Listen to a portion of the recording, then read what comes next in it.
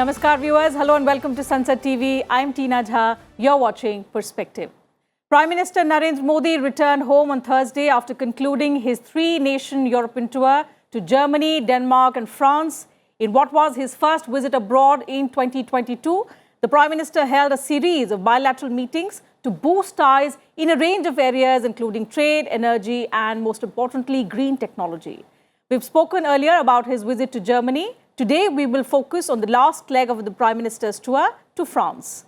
On his way back from the second India-Nordic Summit in Copenhagen, the Prime Minister paid a visit to France, where he met French President Emmanuel Macron in one-on-one and then delegation-level formats as well.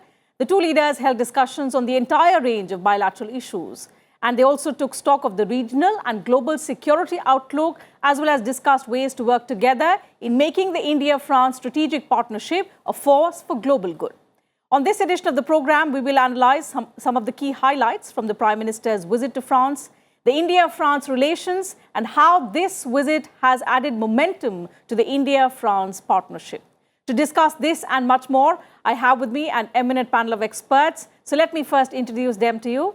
It is my immense pleasure to welcome on Sansad TV former Ambassador Rakesh Sood, Commodore Anil Jay Singh, retired, he's Vice President, Indian Maritime Foundation, and Ms. Stefania Benaglia, she's Associate Researcher at the Center for European Policy Studies. Thank you to all my guests and welcome to Sansad TV. Ambassador, let me begin the program today with you. So it was a brief visit of the Prime Minister to France, but how substantive, how fruitful was it according to you? You're right. I think, it is commonly said that the dessert is the last course, and there is a reason for that, because that is the memory that stays with you. And so I think it was only appropriate that Prime Minister Modi kept the visit to Paris as the last itinerary on his European tour. And though it was a short visit, it was a highly substantive visit. That can be made out also from the text of the joint statement. But more than that, there is a history behind India-France relations. Today it has become a cliche to have strategic partnerships. But France was the first country in 1998 with which India announced a strategic partnership. And over the years, over the decades since then, the content of the strategic partnership has only grown. It has grown from nuclear, space, and technology-related issues to cover counterterrorism, to cover defense, to cover counterterrorism, and a host of other issues. Now we are looking at smart cities, we are looking at clean energy, we are looking at solar alliance, we are looking at giving greater recognition to each other's educational institutions and so on. So all in all, it is becoming an extremely profound, wide and deep relationship. And I think it is important. It's just that regular summits between Indian and French leaders have been a practice. It is just that because of COVID in 2020, 2021, we hadn't had these physical meetings. But before that, in 2017, Prime Minister Modi had visited France when President Macron had been elected. 2018 was a return visit. And then in 2019, Prime Minister Modi had gone back again. And so it's just natural among good friends to say that, all right, I'm going to be in the neighborhood and I'm going to drop in to congratulate you on your victory. So I think, and you can see that warmth in the pictures, in the images that we are seeing on the screen. Absolutely. The camaraderie between both leaders has been difficult to miss. Absolutely. You're absolutely right. The pictures that we see, Commodore, of the French President and the Indian Prime Minister, the camaraderie had been difficult to miss. So apart from the substance, the optics has been equally, important in this particular visit. Now this renewed mandate for Emmanuel Macron, do you see it as a renewed momentum for the India-France partnership? Commodore? Yes, there is. I mean, as Ambassador Sood just said, the body language of the two leaders itself conveyed that Prime Minister Modi was very happy to be in France and President Macron was very happy to receive him. In fact, this visit hinged on the fact that President Macron was re-elected for 5 years. So I think that this 5-year period will really be a consolidation phase. as it is, Dr. Jaishankar not so long ago had said that it's a strategic relationship that has steadily matured. And I think that maturity is seen in this multi-dimensional, multi-level kind of cooperation, particularly in areas where India, with its recent drive towards Atmanirbharta and indigenization, is looking to France to be that partner which will support its efforts in that direction. So I think it's a budding relationship, it's a maturing relationship, and I don't see any major divergences between France and India on any major issue that could possibly be a stumbling block in this relationship. Okay, Ms. Stefania, coming to you for your perspective, India sees it as a very, very significant visit. In fact, the Prime Minister himself has described his three-day, three-nation Europe tour as immensely productive.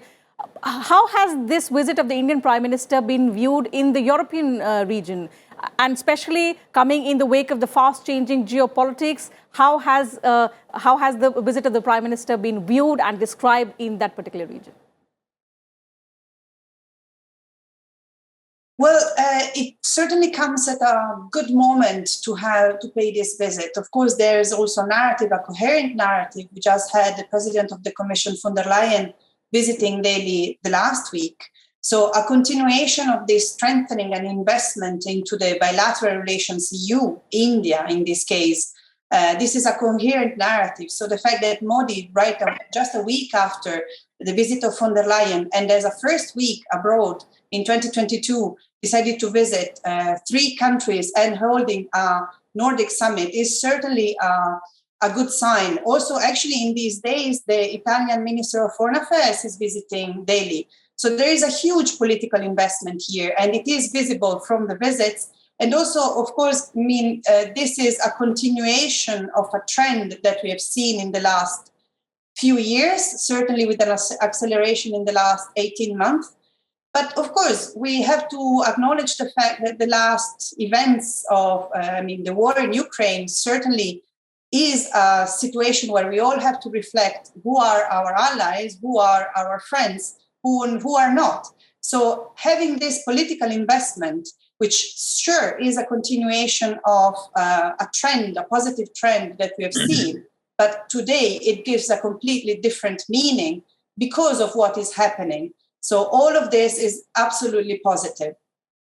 Commodore, the Ministry of External Affairs has mentioned that there's been, both sides have agreed on an ambitious agenda for the next phase of the India-France strategic partnership. Now, of course, we have been strategic partners since several decades, as the ambassador spoke about, and our relationship has only blossomed over the years. Now, to take it to the next level, what are the areas that in which we look to expand, not just for mutual benefit, but also towards global good, as both countries have also mentioned in their joint statement? Commodore, that question is for you. You would let me say that, the traditional areas, the first areas in the strategic partnership were defense, nuclear, civil nuclear, and space.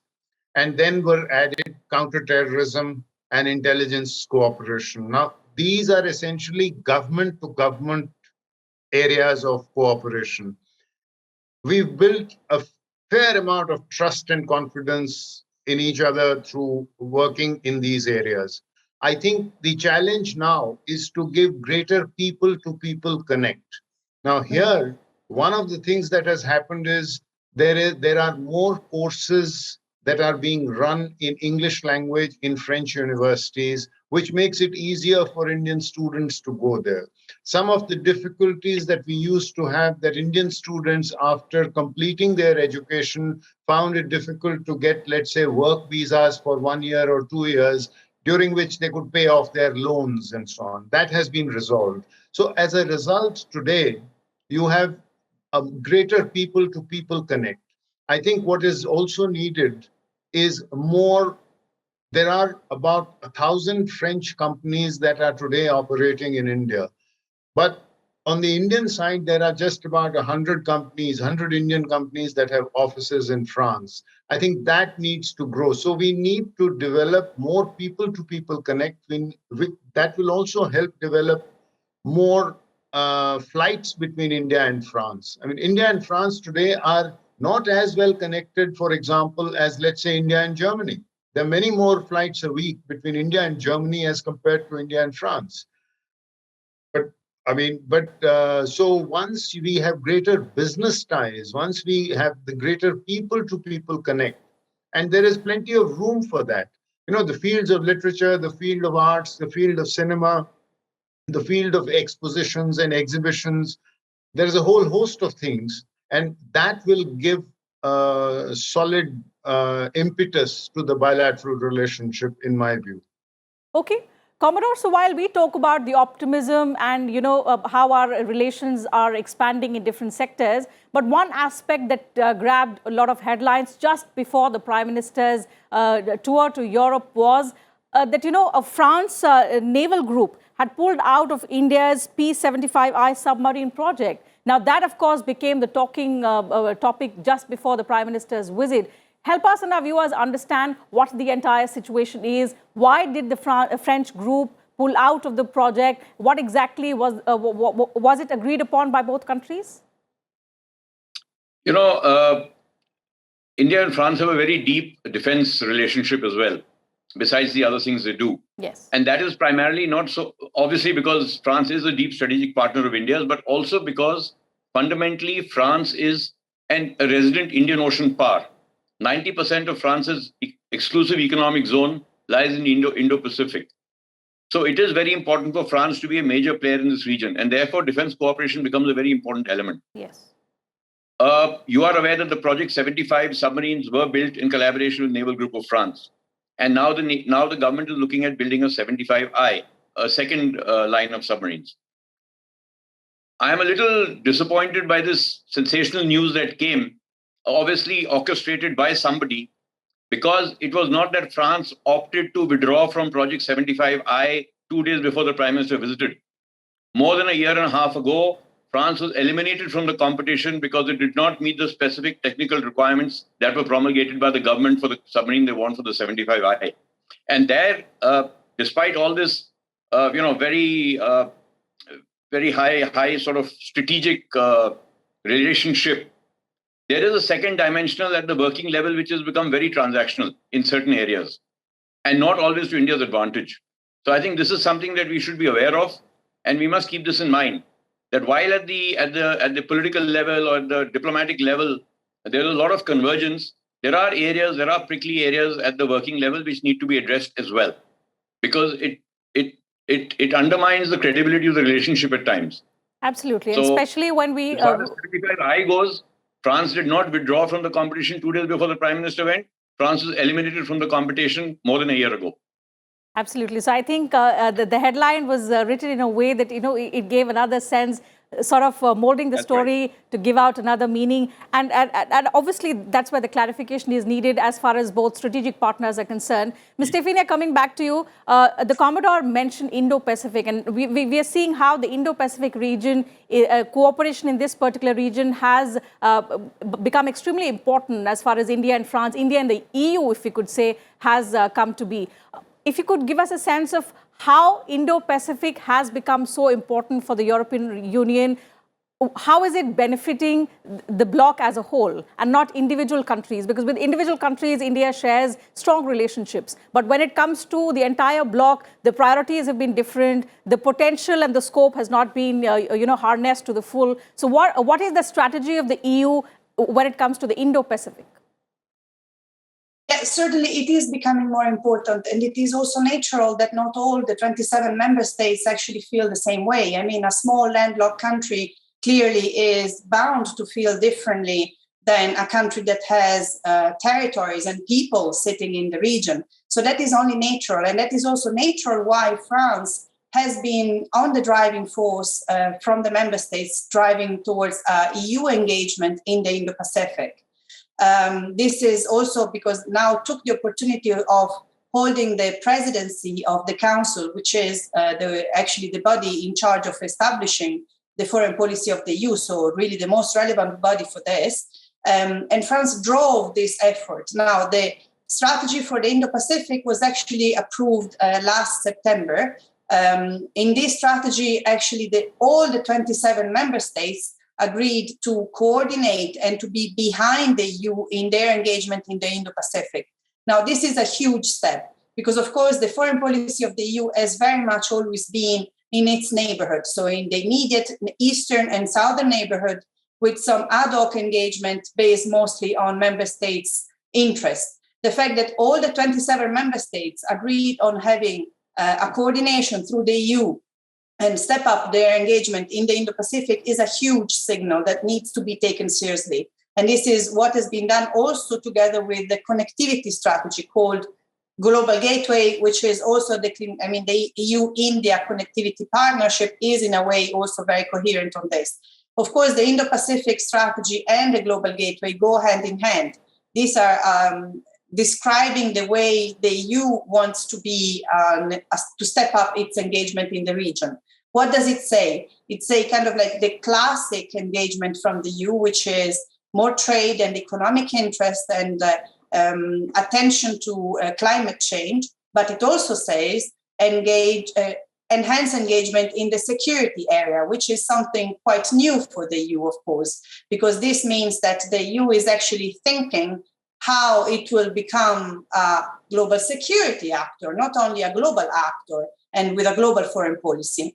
So all of this, France is certainly a driver force, and the role of India has been central in the thinking of the EU, because of course there is an acknowledgement of the importance of India that it plays, and it will even play tomorrow more than today in the region. And the fact that EU-India relations are overall gaining traction, it is only to the benefit of this enhanced engagement in the Indo-Pacific from the EU. Okay, so both sides now moving to realize the full potential, Ambassador. But when it comes to the trade agreement, because that is where there have been a lot of hiccups, how are we progressing on the EU-India FTA deal? Well, I think we've seen some movement. I must say, India has been recalibrating its international trade policy. We had a lot of faith and a lot of trust in the MFN principles of the WTO, but over the years we have seen that WTO is not functioning to its optimal level. And there are various reasons for that. And there is greater focus that has come about on regional and bilateral FTAs.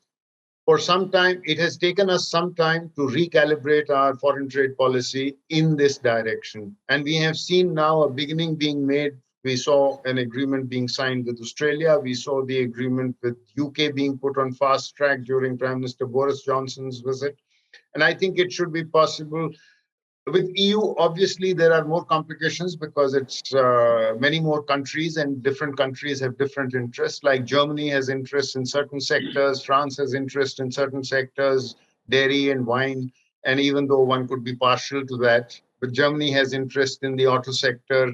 So there are different interests. Then Belgium has interest in jewelry and diamonds and, precious stones and things like that. So to reconcile all these becomes a bit of a challenge. And at the same time, you have the negotiations taking place through Brussels.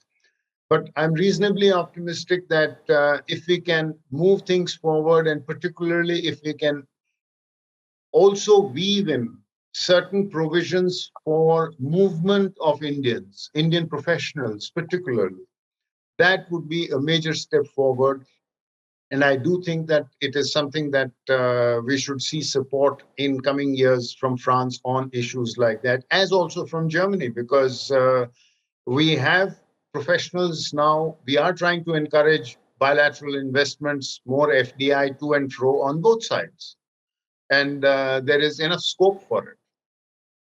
Also, Ambassador, green technology is one area, on which we are enhancing our cooperation with several European countries. How is France, and especially Germany and France, you mentioned, we have strong ties with both these countries, but with several other European countries as well, which include the Nordic nations. How are we enhancing our cooperation? And especially, how will this benefit India in transitioning to green energy?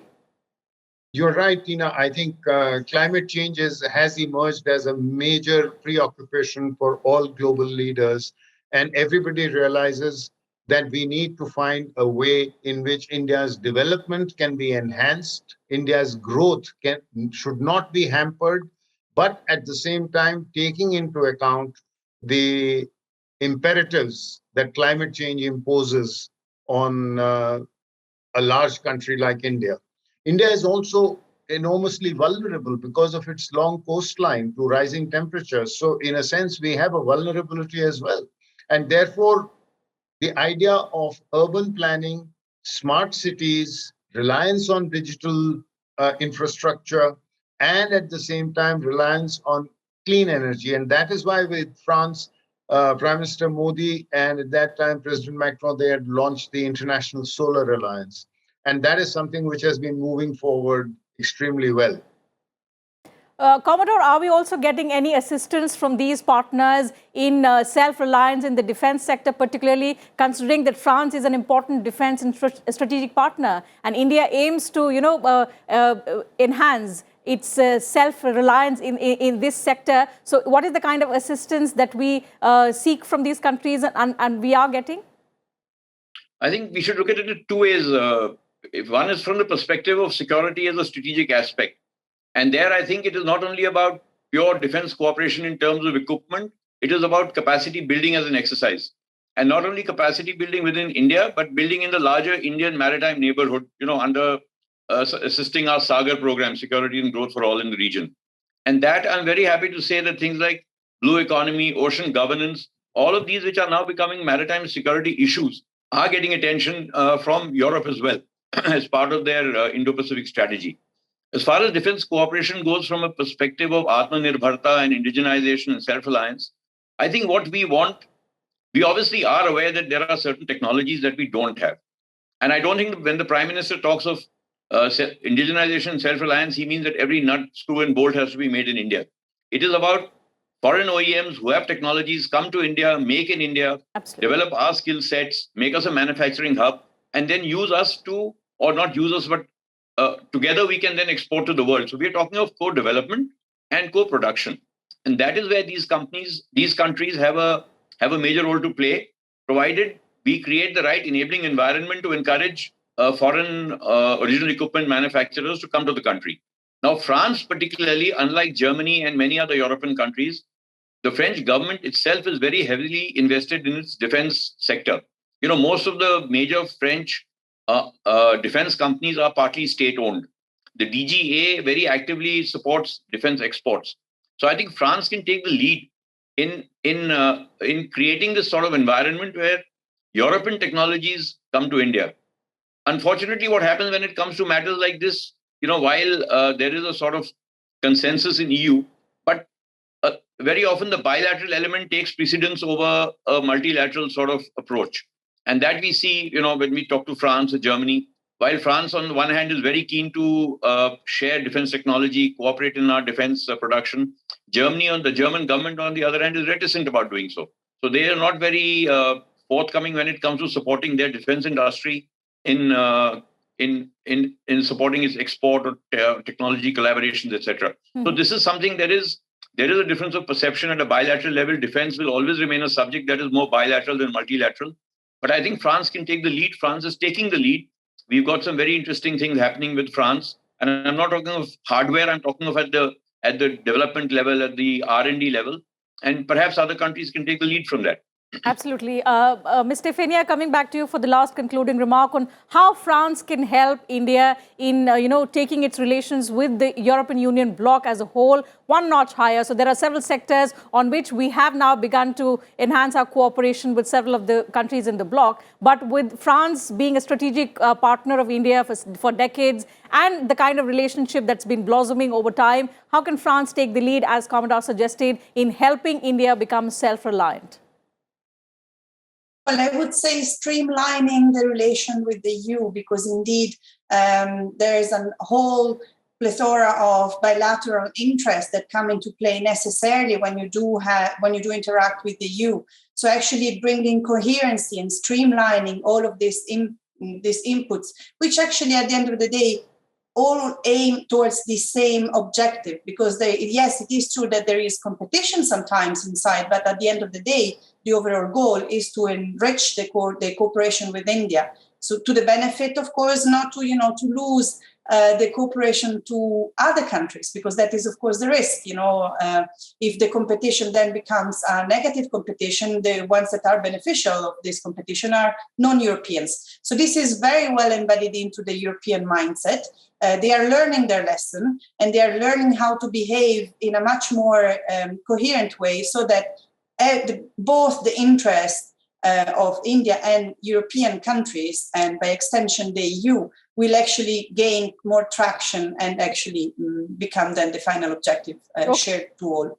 Okay. Ambassador, one important factor that I missed talking to you earlier about was the Ukraine factor. So all of these countries that the Prime Minister visited, during the talks, the Ukraine-Russia war did come during the talks, but what was commendable was all of these countries respected India's stand. Does that mean we have matured enough? Because when the war started, India received a lot of bad press from our Western allies, from the Western press as well. But looking at how things have happened after that, there have been bilateral and multilateral visits in which the Prime Minister has participated both here and abroad. Does that mean we have de-hyphenated Russia from our relations with all of these partners? Have we moved beyond that stage? To an extent, I would say yes. And I would say that this reflects the maturity of the relationship. If you look at the joint statement says that France condemned the Russian aggression and invasion. And then it goes on to say that India and France call for a cessation of violence to enable diplomatic talks to take place to resolve the matter. So there is a very clear understanding that India is not joining in the condemnation, but India certainly is joining in the solution that is being put forward. And in that, there is a role that India has. So it shows the maturity that there is an acceptance that given our history, we have a certain relationship with Russia, which is somewhat different from, let us say, the relationship that European countries have had with Russia. Let's not forget, they have been at the front line of the Cold War that began in the 1940s. And they were there in the front line of that. Germany was a divided country. You had an East Germany and a West Germany. There was a NATO and a Warsaw Pact. And so, that history is something that Europeans have.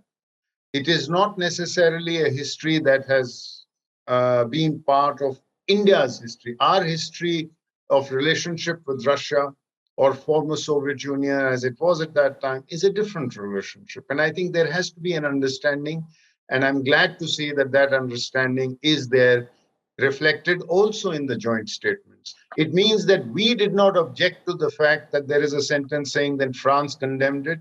And it also means that France did not insist that we join in that condemnation. But we were happy to have a joint statement saying that both sides urge an end to violence. Absolutely. That is what is true. And India has been consistent on saying that dialogue is the solution to this crisis that is impacting the world at large in terms of crisis of all kinds, be it commodity or, in fact, also energy crisis that it has led to. And an immediate solution is needed to end this crisis. That having been said, I'll have to wrap up the discussion. Thank you to all my guests for joining me on the program on Sansad TV, sharing your thoughts, your views before us and our viewers. It was indeed a pleasure to have you on the program today. So that's it from us on this edition of Perspective Today, viewers. Thank you very much for your time as well. See you again next time. Thank you once again.